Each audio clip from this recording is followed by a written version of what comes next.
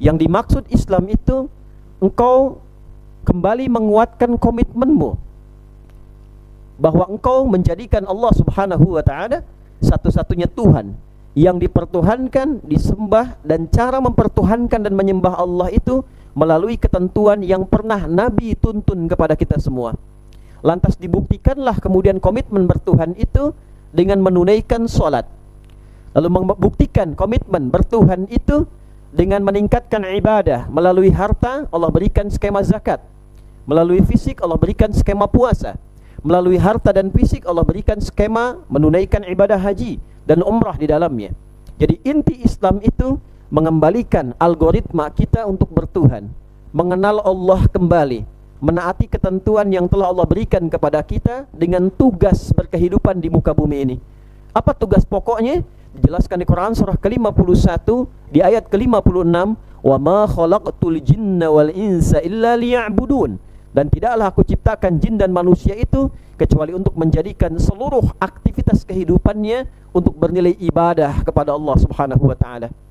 Jadi dilatih selama Ramadan peningkatan ibadah ritual supaya kita ingat kembali tujuan hidup kita, kenal dengan Allah, tahu tentang kehidupan kita, ditingkatkan sholatnya, ditingkatkan sedekahnya, dibuat pemahaman tentang cara beraktivitas. Assalamualaikum warahmatullahi wabarakatuh. Selamat datang di ruang bimbingan rohani dan inspirasi Islam. Hadirin jamaah Jumat rahimani wa rahimakumullah. Mengawali khutbah ini, khatib ingin mengajak sekaligus menegaskan pada diri pribadi dan kita semua untuk meningkatkan syukur dan takwa kita kepada Allah Subhanahu wa taala. Terkhusus nikmat yang Allah anugerahkan kepada kita setidaknya selama Ramadan sebulan penuh dan sepekan kita telah meninggalkannya dan diberikan kesempatan kembali untuk beraktivitas setelah melalui hari Idul Fitr. Semoga Allah Subhanahu wa taala menerima seluruh amal ibadah yang telah kita tunaikan selama Ramadan dan mengembalikan kita pada suasana fitrah yang dengan itulah kemudian kita dibekali untuk berkehidupan sampai kembali kepada Allah Subhanahu wa taala dalam kemuliaan. Hadirin, ada setidaknya 3 golongan muslim yang selesai menjalani pendidikan Ramadan dan melahirkan 3 ciri utama. Dari 3 golongan ini, ciri yang pertama digambarkan dalam Al-Quran di surah kedua Al-Baqarah di penghujung ayat 185 dengan keterangan sebagai berikut. Allah berfirman, "Walitukabbirullaha ala ma hadakum wa la'allakum tashkurun."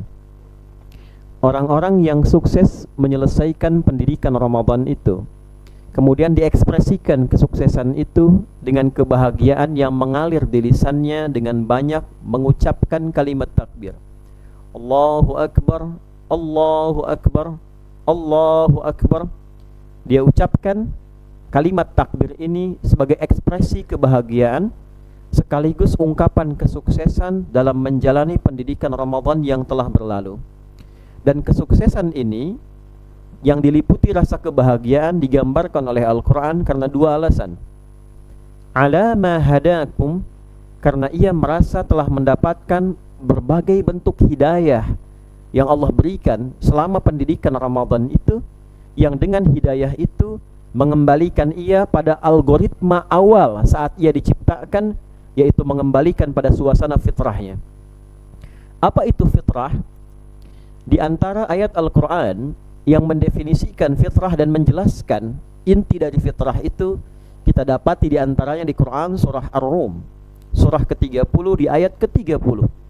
Fa'aqim wajhaka lid-dini hanifa fitratallahi allati fataran nasa 'alaiha. Fa'aqim wajhaka lid-dini hanifa. Maka bergegaslah engkau untuk kembali menghadapkan dirimu untuk patuh, untuk mengikuti segala ketentuan yang ada dalam din secara benar, secara lurus, secara paripurna. Din di dalam Quran surah ke-3 Ali Imran di ayat ke-19 digambarkan dengan jelas, inna indallahil islam. Sungguh yang dimaksud dengan dengan din itu Allah ada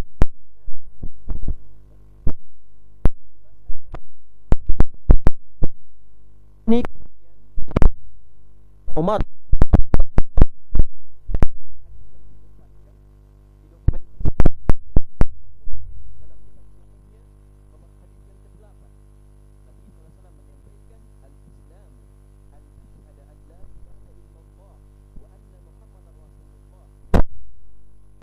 wa tu'tiyaz zakah wa tasuma ramadhana wa tahujjal baita in istata'ta ilaihi sabila.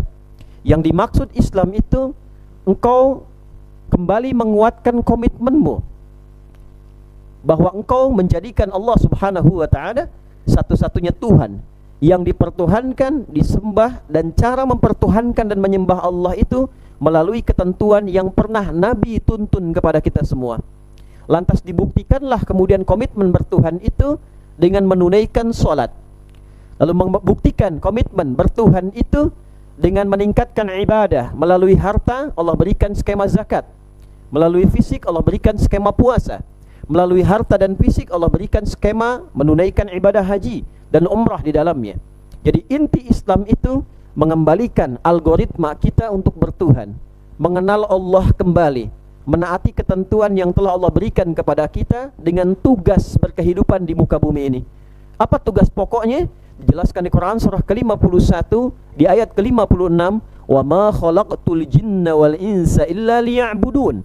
Dan tidaklah aku ciptakan jin dan manusia itu kecuali untuk menjadikan seluruh aktivitas kehidupannya untuk bernilai ibadah kepada Allah Subhanahu wa taala. Jadi dilatih selama Ramadan peningkatan ibadah ritual supaya kita ingat kembali tujuan hidup kita, kenal dengan Allah, tahu tentang kehidupan kita, ditingkatkan sholatnya, ditingkatkan sedekahnya, dibuat pemahaman tentang cara beraktivitas, maka makannya menjadi ibadah, bukan sekedar menahan lapar dan haus, tapi sahurnya jadi ibadah, niat makannya ibadah, saat memulai bukanya ada doa di dalamnya, ada harapan dalam iringannya, malamnya dihantarkan doa-doa kebaikan, diniatkan kebaikan, berharap sukses dunianya, pagi hari menjalani dunia dengan semangat spiritual, dan saat malamnya mendekat kepada Allah dengan semangat spiritual. Demikian harusnya kita lakukan dalam kehidupan kita. Dunianya punya nilai ibadah, akhirat dikonfirmasi nilai ibadah itu melalui nikmat yang tercurah. Ini yang dimaksud wa minhum may yaqulu rabbana atina fid dunya hasanah wa fil akhirati hasanah wa qina adzaban nar. Di antara manusia ada yang pola hidupnya di dunianya dia sukses, di akhiratnya pun sukses, dan dia padukan kesuksesan dunia dan akhirat ini sebagai algoritma aktivitas yang dia jalani dalam kehidupannya. Dia bekerja juga, dia berkantor juga, dia kuliah juga, dia mengajar juga, dia bertani juga, tapi saat yang bersamaan dia sholat juga, dia menaati Allah, dia niatkan pekerjaannya sebagai ibadah, dia jauhi maksiat seperti puasa melatihnya, dia tinggalkan sogok menyogok, dia tinggalkan korupsi, dia tinggalkan perilaku kriminal, dan dia lakukan semua ketaatan itu sebagai ibadah kepada Allah Subhanahu wa taala. Itulah fitrah yang dimaksudkan, hadirin. Jadi fitrah itu bukan berarti kita meninggalkan dunia, bukan berarti setelah Ramadan hanya pergi ke masjid sholat saja, hanya umrah rajin saja, hanya sedekah saja, lupa dengan tugas, lupa dengan tugas pekerjaan di muka bumi, tidak berangkat ke kantor dengan semangat, tidak bekerja dengan semangat. Tidak. Ramadan mengajarkan kita setiap kesuksesan yang diraih selama pendidikan itu, dunianya tetap semangat kita kerjakan, dan akhiratnya tetap kita semangat kemudian titi. Maka dua inilah yang dipadukan dalam kehidupan kita. Dunia semangat kembali, tapi dalam saat yang bersamaan dia semangat juga mengaji, dia semangat menunaikan sholat, dia semangat bersedekah, dia semangat berbakti kepada kedua orang tuanya, dan dia tunaikan tugas-tugas dunianya untuk mencapai kemuliaan akhiratnya. Golongan pertama ini, jika sukses dia lakukan, jika benar dia kerjakan, maka Allah berikan jaminan kepadanya, wassalamun alaihi yauma wulida wa yauma yamutu wa yauma yub'atsu hayya. Maka selesai pendidikan Ramadan itu, selesai mengajinya, selesai puasanya, selesai belajarnya, maka Allah jamin ia terlahir kembali dalam semangat yang baru, dalam keadaan yang baru. Di dunianya dia berhasil, di dunianya dia gembira. Wa yauma yamutu, meninggalnya pun dijaga jasadnya oleh Allah, dibahagiakan di alam kuburnya.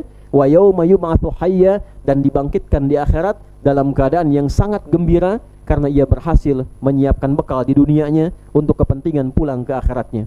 Hadirin, ini yang menggerakkan orang-orang yang mendapatkan hidayah selama Ramadan, merasakan ada perubahan selama hidupnya, dia berubah menjadi lebih baik, lantas dia meningkatkan syukurnya kepada Allah Subhanahu wa taala. Ini yang dimaksud walitukabbirullaha ala ma hadakum.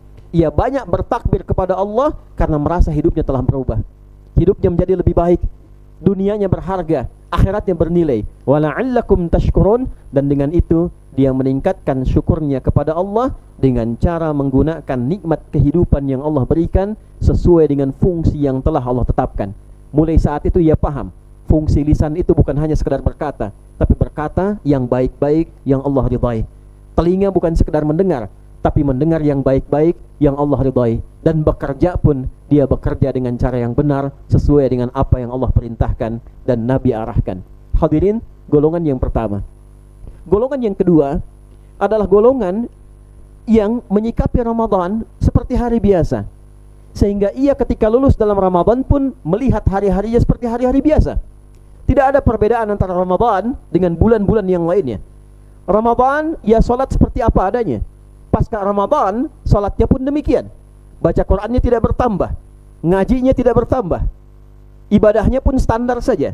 Bekerjanya pun tak ada perubahan, hanya berubah waktunya saja. Ramadan menjadi lebih singkat, hari-hari biasa kembali seperti awalnya, kembali seperti mulanya. Maka golongan ini digambarkan oleh para ulama sebagai golongan yang merugi, yang tidak mendapatkan dampak dari Ramadannya, dan sesungguhnya tidak ada perubahan yang terbawa pada kehidupannya. Sebelum Ramadan biasa, saat Ramadan hanya pindah aktivitas, waktunya makan-makan, waktunya puasa-puasa, waktunya sholat ikut sholat. Tapi setelah Ramadan tidak berdampak perubahan yang signifikan pada kehidupannya. Maka turunlah kemudian malaikat Jibril untuk menggambarkan satu kondisi bagi orang-orang yang tidak mendapatkan pengaruh dari Ramadan ini dan hanya bersikap biasa pasca Ramadan. Maka apa yang disampaikan malaikat? Raghima anfu rajulin ay bu'dan liman adraka Ramadana falam yughfar lahu. Sungguh merugi, sungguh nestapa, sungguh jauh dari rahmat Allah Subhanahu wa ta'ala orang yang diberikan kesempatan oleh Allah selama Ramadan, siang dan malamnya ada ampunan, ada rahmat, ada pengabulan doa, ada kebaikan, tapi ia memposisikan Ramadan seperti hari-hari biasa yang digambarkan tidak ada manfaat kecuali sama dengan hari biasa, sehingga pasca Ramadan tidak mendapatkan perubahan hidupnya. Kata malaikat Jibril, orang seperti itu orang yang merugi, orang yang tidak punya kesempatan walau hanya mendapatkan ampunan Allah Subhanahu wa ta'ala. Maka terjauhlah ia dari rahmat Allah Subhanahu wa ta'ala dan dipandang sebagai golongan insan yang merugi, yang tidak mendapatkan apapun dan manfaat apapun dari bulan Ramadan. Maka Nabi mengatakan amin. Golongan ketiga, hadirin, adalah golongan yang menempatkan Ramadan sebagai musibah. Aktivitas dunianya berkurang, kesenangannya berkurang. Walaupun dia mengaku sebagai muslim, kesenangannya untuk menikmati makanan yang bebas, minuman yang bebas, pesta yang bebas, kegiatan yang bebas. Lalu datang Ramadan, seakan-akan merasa semua itu mengikat kesenangannya, seakan-akan semua itu membatasi kebiasaannya. Sehingga terkadang ia minum sembunyi-sembunyi, ia makan sembunyi-sembunyi. Walaupun zahirnya benar menampakkan dia puasa, di depan orang ikut buka bersama, dia mengadakan buka bersama, tapi zahirnya merasa bahwa puasa ini membatasi aktivitasnya. Ramadan mengekang segala kesenangannya. Maka selepas Ramadan ia seakan merasakan kebebasan yang utuh, kembali pada algoritma awalnya, menikmati kehidupan hanya untuk urusan dunianya saja tanpa peduli akhiratnya. Maka digambarkanlah orang seperti ini di dalam Al-Quran surah kedua Al-Baqarah di ayat ke-200. Wa minan nasi may yaqulu rabbana atina fid dunya wa ma lahu fil akhirati min khalaq. Ada orang yang kehidupannya, kata Allah, dunia oriented. Semuanya untuk kesenangan dunia saja. Mumpung masih hidup di dunia, mumpung ajal belum tiba, nikmati kehidupan, mumpung masih bisa, mumpung masih enak, mumpung masih nyaman. Kata Allah, orang-orang semacam ini dia akan mendapatkan sesuai dengan harapan kesenangan dunianya, tapi tidak sedikit pun aku sisakan kebahagiaan untuk akhiratnya. Wa ma lahu fil akhirati min khalaq. Tidak sedikit pun bagiannya akan ia dapatkan untuk kesenangannya di akhiratnya. Hadirin, Melalui khutbah yang singkat ini, khatib ingin mengajak kita merenung dari 3 golongan yang dipancarkan keterangannya dalam Al-Quran dan hadis tadi. Setelah sepekan kita menjalani Ramadan, termasuk pada golongan yang keberapakah kita? Jika pada masuk golongan yang pertama, berbahagialah, bersyukurlah, pertahankan itu setidaknya sampai nafas ujung kehidupan kita yang kita bisa bawa pulang menghadap Allah Subhanahu wa taala. Jika diduga ada kemungkinan, ada potensi pada golongan kedua yang sekiranya kita nilai kita mendekat ke arah situ, maka bersegeralah untuk kembali mumpung kita masih berada di bulan Syawal. Syawal artinya meningkat. Syawal ada unsur kesadaran. Syawal ada evaluasi. Nabi menyampaikan, man shoma ramadhana thumma atba'ahu sittan min Syawal faka'annama yasumu dahra kullahu. Siapa yang menunaikan puasa Ramadan dan diikutkan ia, lalu mengerjakan ia setelah itu 6 hari puasa di bulan Syawal, maka seakan-akan ia puasa sepanjang masa. Hadirin, ini bukan sekedar petunjuk untuk memberikan gambaran kepada kita bagaimana mendapatkan pahala puasa sepanjang masa. Ada yang mengatakan sebulan dikalikan 10. Jika 30 dikali 10 maka 300. Rumusnya di Al-An'am ayat 160. Man jaa'a bil hasanati falahu asyru amthaliha. Siapa yang mengerjakan satu kebaikan bernilai ibadah, maka dia mendapatkan 10 poin berkali lipat. Ramadan sebulan kita kerjakan, anggaplah 30 hari, dikali 10 300, tambah 6 dikali 10 60, 360 hari. Jika bulan Hijriyah kurang lebih 354 hari, setidaknya pahala kita dapatkan selama setahun. Tapi ada pendalaman di hadis ini. 6 hari itu juga ditampilkan jika kita merasa bahwa pasca Ramadan ada yang belum maksimal kita kerjakan, ada yang belum selesai kita tuntaskan, ada perubahan yang belum kita dapatkan, maka berlatihlah sepanjang di bulan Syawal itu membangun kesadaran bahwa tidak sia-sia saya diberikan kesempatan Ramadan, dan sebelum ajal datang menjemput, seperti saudara kita telah mendahului kita, buktikan bahwa kita masih punya kesempatan untuk berubah menjadi orang-orang yang lebih baik dari sebelumnya. Semoga khutbah ini memberikan motivasi kita untuk senantiasa memperbaiki diri. Kita punya hak untuk menjadi hamba yang baik sebelum nyawa sampai di kerongkongan kita, dan Allah memberikan hak itu kepada kita. Anda bisa bayangkan Fir'aun saja yang begitu buruknya, Allah berikan haknya sampai ajal datang menjemputnya di kerongkongannya, dan dikirimkan 2 orang nabi untuk menyadarkannya, sekalipun ia belum mendapatkan nilai-nilai keislamannya. Kita sudah mengatakan muslim, kita mengaku beriman, kita datang Jumatan, diberikan banyak pencerahan selama Ramadan. Jika semua anugerah itu belum mampu membuat kita berubah untuk menjadi lebih baik, maka berapa banyak lagi ustadz dibutuhkan untuk menyadarkan kita, dan berapa waktu lagi dibutuhkan untuk mengembalikan kita sebagai pribadi yang baik dan mendapatkan akhir kehidupan husnul khatimah. Barakallahu li wa lakum fil Qur'anil azim, wa nafa'ani wa iyyakum bima fihi minal ayati wa dzikril hakim, wa taqabbala minni wa minkum tilawatahu innahu huwas sami'ul alim. Ud'ullaha yastajib lana wa lakum jami'an.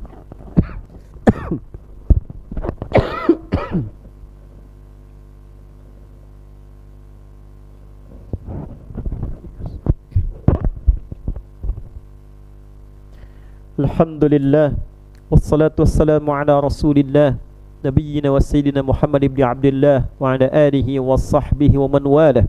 Nashhadu an la ilaha illallah wahdahu la sharika lah, wa nashhadu anna Muhammadan abduhu wa rasuluhu alladhi la nabiyya ba'dah.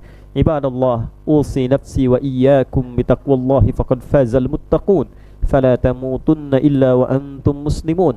Faqala ta'ala, ya ayyuhalladzina amanu taqullaha haqqa tuqatih wa la tamutunna illa wa antum muslimun.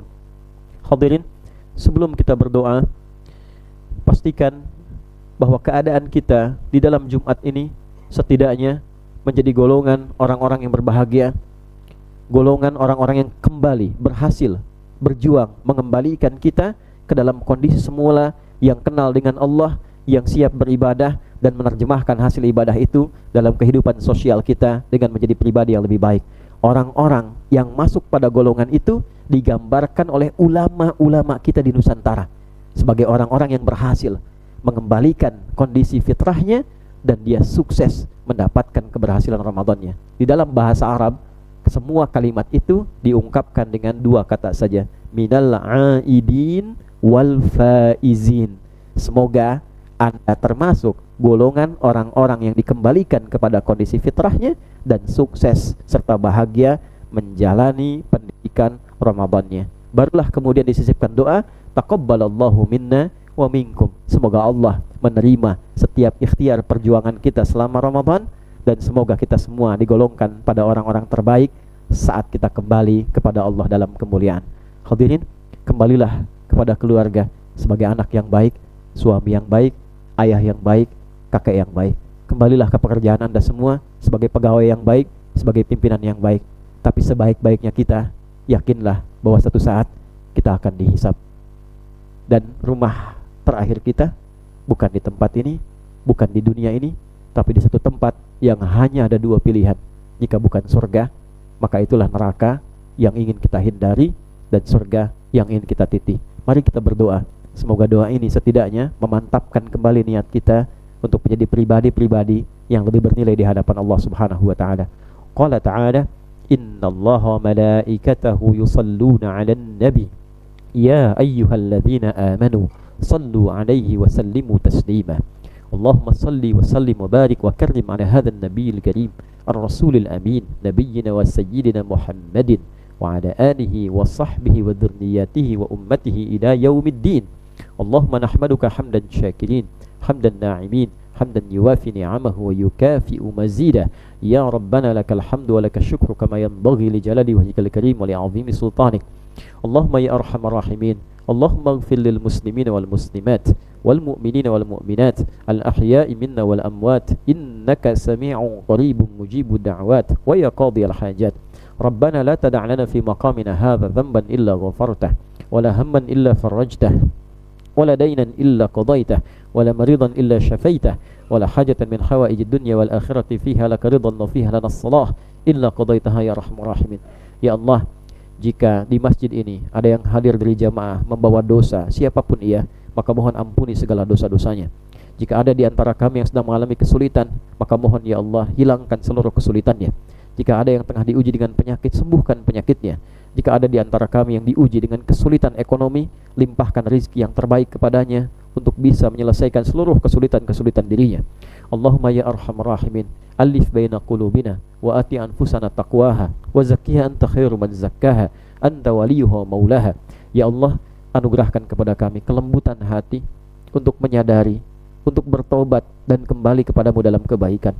Bersihkan sifat-sifat yang kurang baik pada jiwa kami, dan berikan kemampuan kami ya Allah untuk mengisi sisa hidup kami dengan lebih baik yang berpotensi mendapatkan ridhamu. Waj'al baqiyata hayatina hayatan thayyibah wa akhira wafatina husnal khatimah. Ya Allah, kapanpun kami kembali, dimanapun, di ruang apapun, mohon anugerahkan kepada kami ya Allah kemampuan untuk wafat dalam keadaan husnul khatimah. Allahumma ij'al ya Allah biladana Indonesia baldatan thayyibatan wa anta tardaha wahdi umara'aha liyahtadu ilaika wa liyakhaffifu hisabahum yaumal qiyamah. Ya Allah, mohon jaga negara kami Indonesia, jadikan negara yang makmur, yang Kau ridhai. Berikan hidayah kepada seluruh pemimpinnya di semua level kepemimpinan, agar sadar dalam membangun negeri ini ya Allah, bertindak adil dalam memimpin, yang itu meringankan hisab mereka kelak di akhirat nanti. Wahdi ya Allah ulama'ana liyakunu mukhlashina lakad-din, dan mohon berikan hidayah kepada para ustaz, para kiai, para da'i, para ulama untuk menyatukan umat, memberikan pencerahan yang baik, menjauhkan dari perpecahan. Allahumma rabb